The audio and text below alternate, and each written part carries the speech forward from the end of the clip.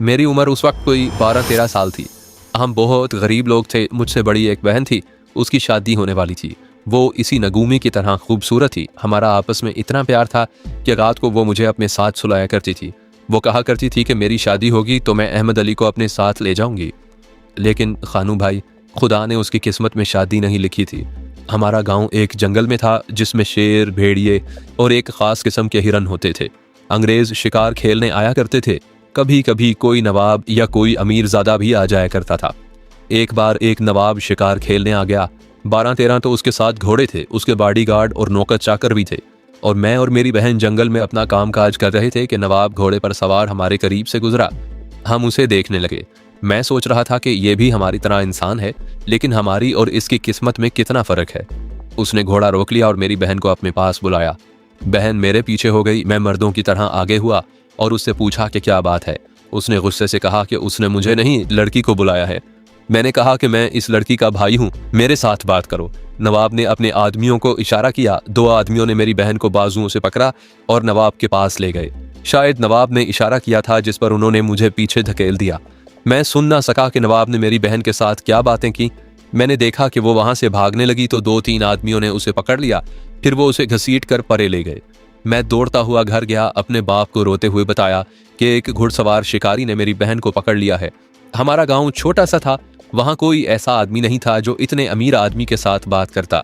गांव के 7-8 आदमी मेरे बाप के साथ चल पड़े। वहां पहुंचे तो वहां कोई भी नहीं था। एक आदमी ने बताया कि नवाब ने थोड़ी दूर खैमे नस्ब करा रखे हैं, लड़की को वो वहीं ले गया होगा।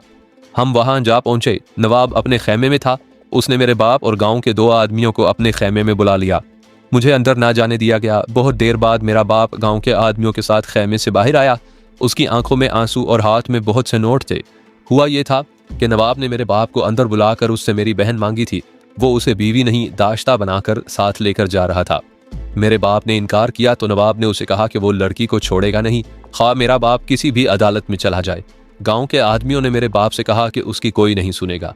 इंसाफ इन्हीं नवाबों के हाथ में है। हमारे यहाँ मशहूर था कि महाराजे और नवाब अंग्रेज़ों के आदमी होते हैं और हर महाराजे और नवाब को 7 कत्ल माफ़ होते हैं।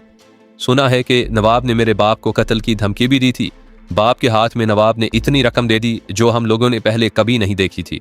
मेरा बाप लालची नहीं था। उसने सबके कहने पर और मजबूर होकर रकम ले ली। मुझे पता चला कि मेरी बहन हमेशा के लिए जा रही है तो मैंने चीख चीख कर रोना शुरू कर दिया।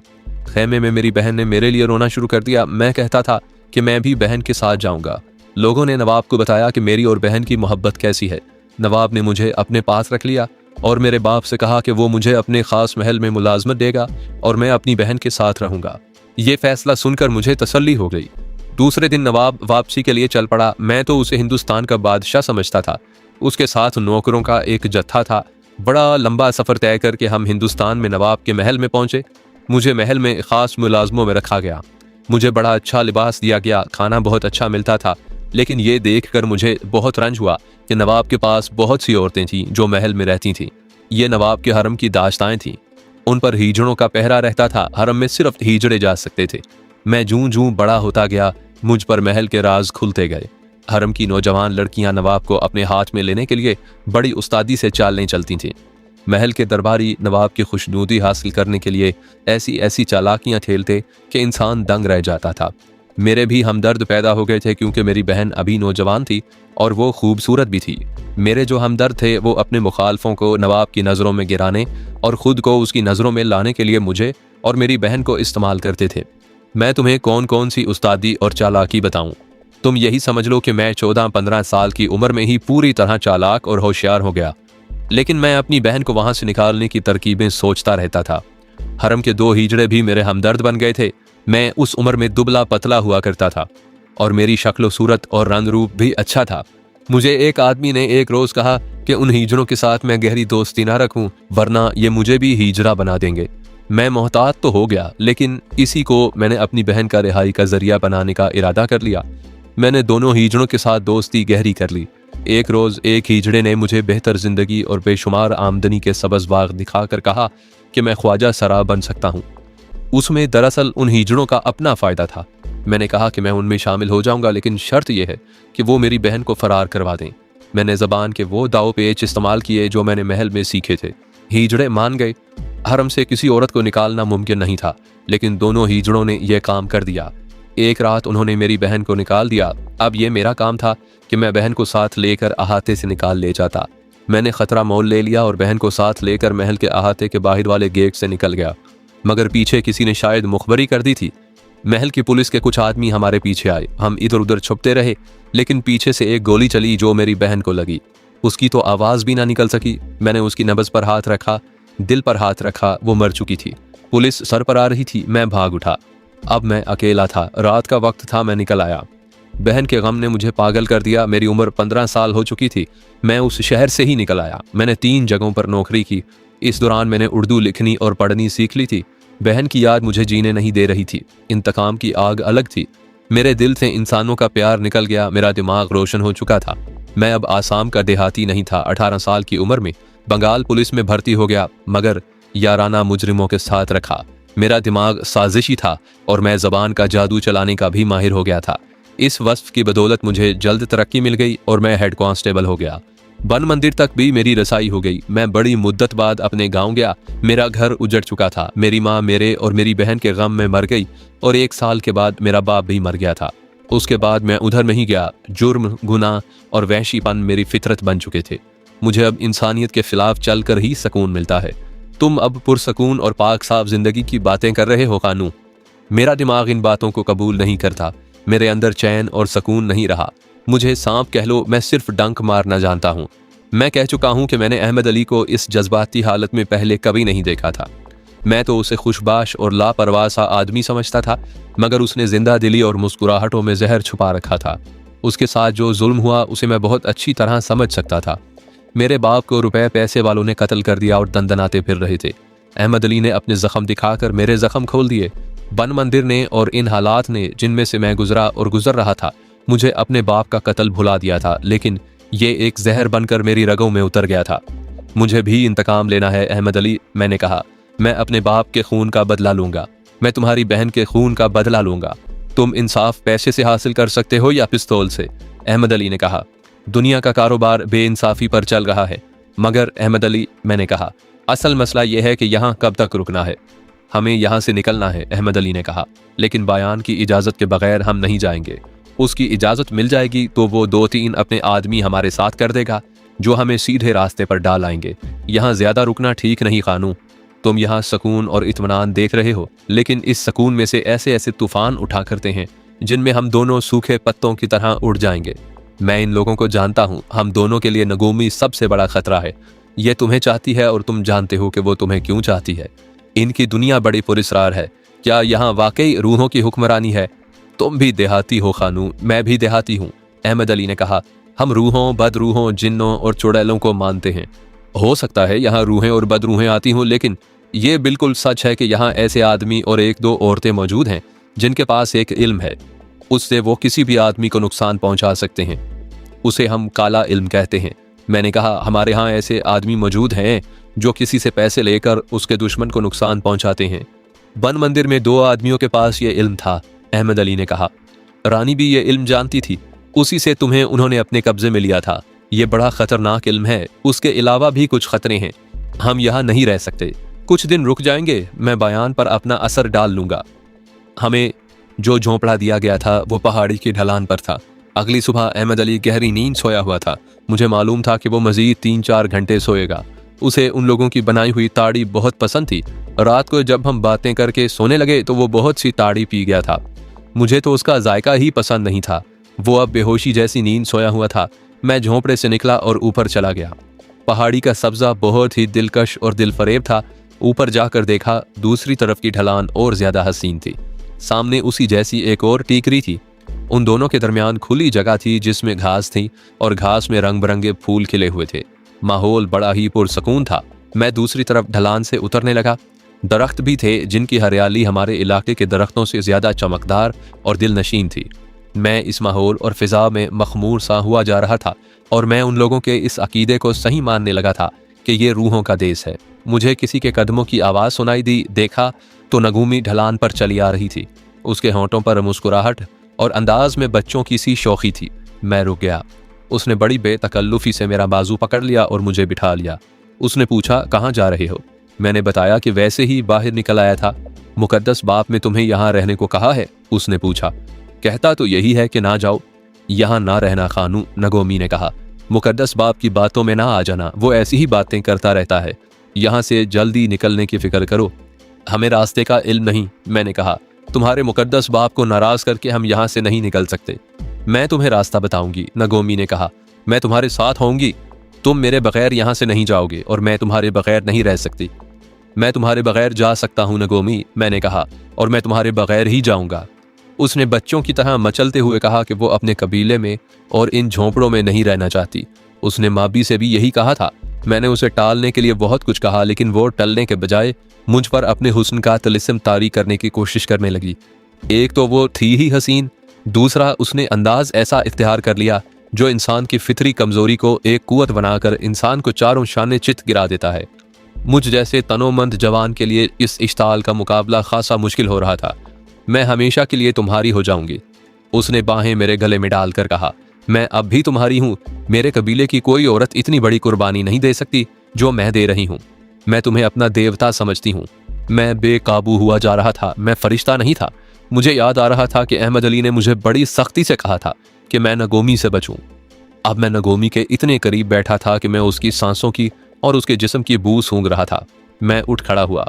मैं समझ नहीं सकता कि तुम्हें क्यों यकीन है कि मैं तुम्हें अपने साथ ले जाकर वैसी मलका बना दूंगा जैसी तुम बनना चाहती हो।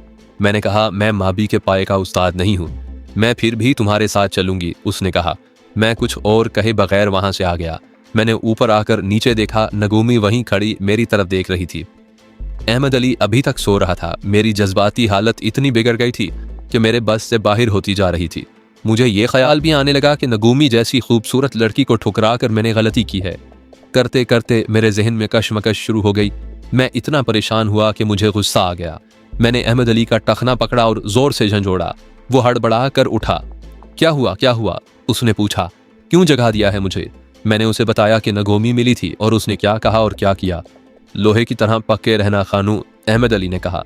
तुम समझ गए होगे कि नगोमी की मोहब्बत कैसी है। उसे ना माबी से मोहब्बत थी, ना उसे तुमसे प्यार है।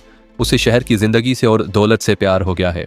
ये जानती थी कि माबी डकैत था, लेकिन उसके ख्वाब माबी ही पूरे कर सकता था, इसलिए ये उसकी महबूबा बन गई। अब उसे मालूम है कि हम दोनों माबी के साथी थे। तुम्हें उसने देखा कि कवि हैकल जवान है, इसलिए ये अपनी मोहब्बत तुम्हारे कदमों में रख रही है। अगर इतनी खूबसूरत लड़की मुझे कहीं और मिलती तो मैं उसे मायूस ना करता, अपने साथ रख लेता। लेकिन यहाँ कुछ खतरे हैं। ये लड़की हमारे लिए मुसीबत बल्कि मौत का बाइस बन सकती है। उसे साफ जवाब दे दो। वो दूसरे दिन मिली तो मैंने उसे साफ जवाब दे दिया, मगर वो मेरे गले का हार बन गई। तीसरी बार मिली तो उसने कहा, रात को सब सो जाएंगे तो मैं तुम्हारे झोंपड़े में आऊंगी। मैं तुम पर साबित करूंगी कि मेरे जिस्म और मेरी रूह के मालिक तुम हो। आज से मुझे अपनी बीवी समझ लो। नगोमी, मैंने झुंझुला कर कहा, तुम बहुत ही खूबसूरत लड़की हो, लेकिन मैं तुम्हारे साथ कोई ताल्लुक नहीं रखना चाहता। खानू, उसने तन कर कहा, पछताओगे। तुम नहीं जानते कि मैं क्या कर सकती हूँ। जाओ, जो कुछ भी कर सकती हो करो। मैंने कहा, तुम माबी की दाश्ता रह चुकी हो और मैं उसे वहीं खड़ा छोड़कर आ गया। उससे अगले दिन का वाकया है। मैं चश्मे पर नहाने गया। वो तो बहुत ही खूबसूरत जगह थी। चश्मे का पानी इतना शफाफ था कि उसमें दरख्तों के झिलमिल करते अक्स दिखाई देते और दिल को अच्छे लगते थे। मैं चश्मे से अभी कुछ दूर दरख्तों के दरमियान से गुजरने लगा कि एक जन्नाटा सुनाई दिया और एक तीर मेरे दाएं तरफ वाले दरख्त के तने में लगा। तीर बाएं तरफ से आया था, मेरे मुंह के आगे से गुजरा और दरख्त में ऐसा लगा कि मेरी आंखों की बुलंदी पर मेरे सामने आ गया। मैं रुक गया और बाएं तरफ देखा। उस कबीले के 2 आदमी मेरी तरफ आ रहे थे। एक के हाथ में तीर कमान था। वो करीब आकर रुक गए। उनमें से एक मुझे कहर भरी नजरों से देख रहा था। ये तुम्हारी जबान नहीं जानता, एक ने टूटी फूटी उर्दू में कहा। मैं जानता हूँ, ये मुझे अपने साथ लाया है कि ये जो कुछ कहना चाहता है वो मैं तुम्हें समझाऊं। क्या ये तीर इसने चलाया है? मैंने पूछा। हाँ, उसने जवाब दिया। ये तीर तुम्हारी खोपड़ी से पार हो सकता था, लेकिन पहले तुम्हें खबरदार करना जरूरी था। ये हमारा रिवाज है। मेरा ये दोस्त कहता है कि नगोमी के साथ तुमने अपना ताल्लुक ना तोड़ा तो ये तीर जो आज दरख्त में लगा है कल तुम्हारी एक कनपट्टी से दाखिल होगा और दूसरी कनपट्टी से बाहर आ जाएगा।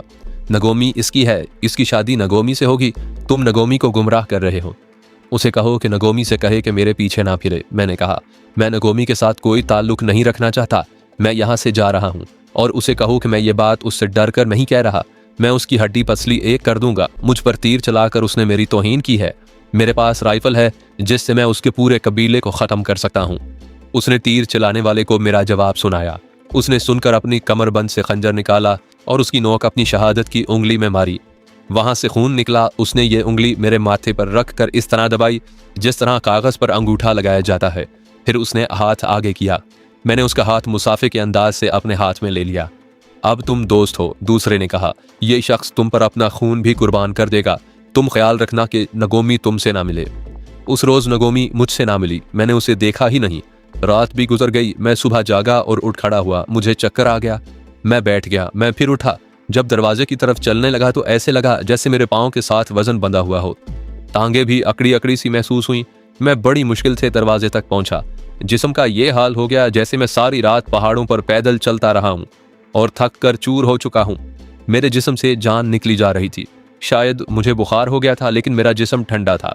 मैं झोंपड़े में चला गया और बिस्तर पर गिर पड़ा। अहमद अली जाग उठा। मैंने उसे अपनी जिस्मानी हालत बताई तो उसके चेहरे पर घबराहट आ गई।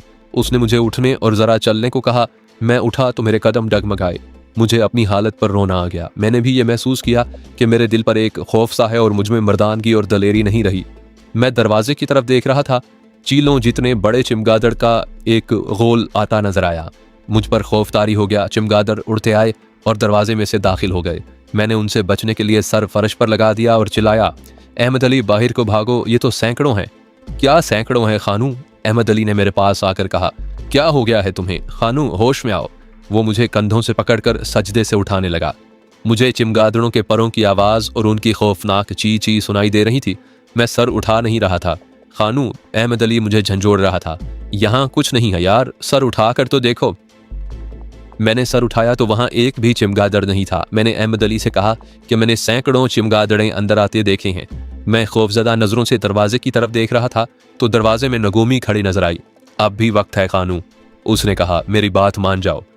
उसे कहो यहाँ से चली जाए। मैंने दरवाजे की तरफ इशारा करके कहा। कौन चली जाए? अहमद अली ने कहा।